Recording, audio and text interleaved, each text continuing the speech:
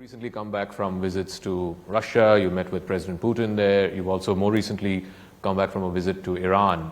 Again, if you can explain to a layman who's watching this program, how do you put your finger in all of these pies? On the one hand, you're being quoted by the West. We are strategic partners with the United States. And then you have, you had a visit to Iran, a very successful one, a very successful visit to Russia. And clearly, everybody knows the history between those countries and the West. So how does India position itself there? I think today, I had first started writing about it in my earlier book. But the reality is much more visible in advance now. It's very important for us to be able to deal positively, productively with all the major power centers of the world, and also to have the maximum goodwill. So if you ask me in a way, what's your approach to the world, in a way it's not so complex. I mean, it's like any person would do in a society which is have as many friends, have as many influential people who are with you, and that's what we are trying to do. Now, the world is competitive, international politics particularly so. So what happens is you come under pulls and pressures. Also, we have interests. Some countries are more responsive to it, some countries are less. Some would block our interests, some would advance our interests. So you are constantly playing this game of engaging multiple forces. Now, what happens with smaller countries is they do the same by hitching their stars to someone big who takes care, the price of the relationship is, look, you stay with me, I take care of your interests, and that's how the alliance culture has come about. There are others where there may be no alliance and they may not have that kind of relationship, and many of them therefore they continue, but their I would say zone of activity is relatively limited. Now we are today the most populous country in the world, 5th largest economy, growing by every parameter that you can think of, with an increasing footprint in the world. So it's we can't take a modest view of our interests. I mean, our interests are increasingly expansive. So to do this, I must actually engage everybody. Now it's a tricky thing because people have their own fights. So sometimes while doing your work, you walk into other people's fights. So you have to find ways of managing it. Now, sometimes we have our own interests too. I mean, you raised Iran in this case. I mean, when I went to Iran, part of one, of course, our own relationship with Iran is growing, and we have been negotiating a long-term framework, long-term contract for Chabahar,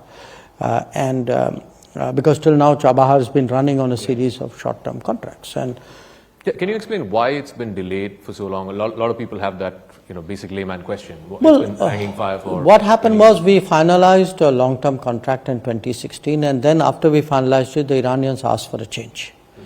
So and then we got a lot of issues got reopened, and from 2016 it's been running on a short-term contract.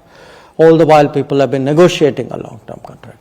So my purpose of going there was to impress on them today that there is so much riding on the North-South corridor and on Chabahar port that we really need to make that push to get the long-term contract done.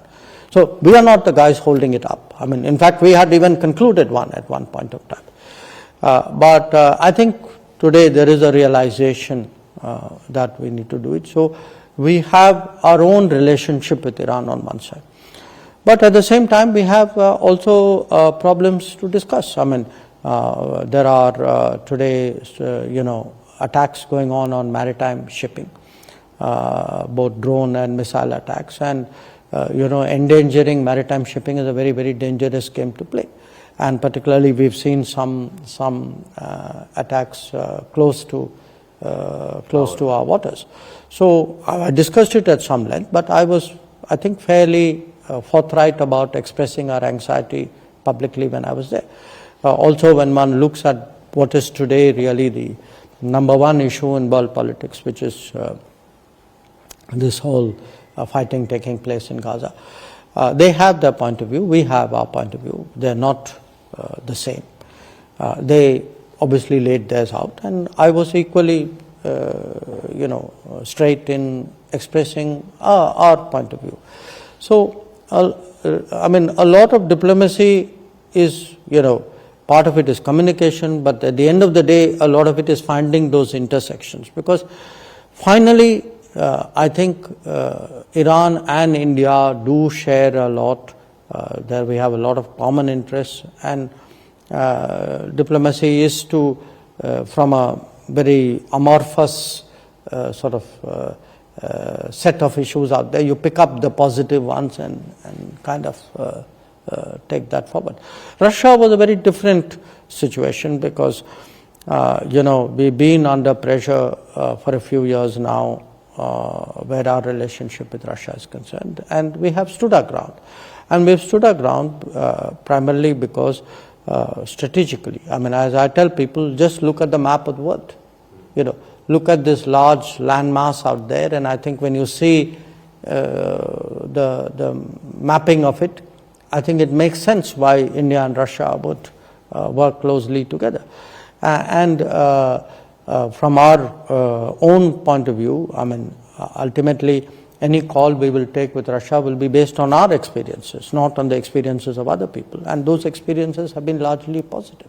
I just want to talk about this Houthi Red Sea issue just for a moment, without the Iran lines or connections. But can you give us an assessment of what is the reading in South Block as to what the problem there is, and how ships, I think there have been 2 instances of ships which are not Indian ships but had a lot of Indian crew, which were getting attacked in the Red Sea, and what are we doing about it? No, we